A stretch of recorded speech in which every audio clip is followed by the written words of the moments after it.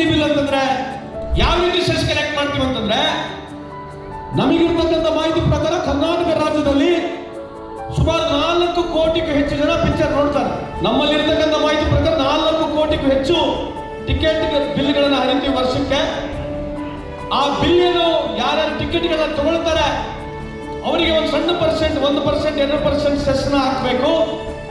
ಆ ದುಡ್ಡು ಎಷ್ಟು ಕಲೆಕ್ಟ್ ಆಗುತ್ತೆ ಅಷ್ಟೇ ನಾವು ಕರ್ನಾಟಕ ರಾಜ್ಯದ ಸರ್ಕಾರ, ನಮ್ಮ ಸರ್ಕಾರ ಅದಕ್ಕೆ ಸಹಪಾಠಿಯಾಗಿ ಒಂದು ಫಂಡನ್ನ ಕ್ರಿಯೇಟ್ ಮಾಡಿ ಇವತ್ತು 1 ಲಕ್ಷಕ್ಕೂ ಹೆಚ್ಚು ಜನರು ಈ ಸಿನಿ ಫೀಲ್ಡ್ ಅಲ್ಲಿ ಏನು ಕೆಲಸ ಮಾಡ್ತಾ ಇದ್ದಾರೆ.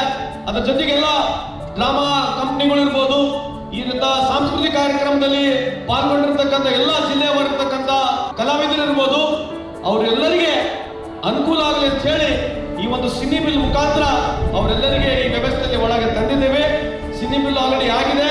ಈಗ ಕಮರ್ಷಿಯಲ್ ಟ್ಯಾಕ್ಸ್ ಅವ್ರ ಜೊತೆ ಮಾತನಾಡ್ತೀವಿ. ಮುಂದೆ ಬರ್ತಕ್ಕಂಥ ದಿನಗಳಲ್ಲಿ ಯಾವ ರೀತಿ ಆದಾಯ ಕಲೆಕ್ಷನ್ ಪ್ರಾರಂಭ ಆಗುತ್ತೆ, ಇದೇ ರೀತಿಯಾದಂಥ ಅವರಿಗೆ ಸ್ಮಾರ್ಟ್ ಕಾರ್ಡ್ಗಳನ್ನ ಕೊಡೋದ್ರ ಮುಖಾಂತರ ಅವರಿಗೆ ಅನುಕೂಲ ಆಗ್ತಕ್ಕಂಥ ಕೆಲಸಗಳನ್ನ ಮಾಡ್ತೀವಿ ಅಂತ ಈ ಸಂದರ್ಭ ಕೇಳಲಿಕ್ಕೆ ಇಚ್ಛೆ ಬಯಸ್ತೇನೆ.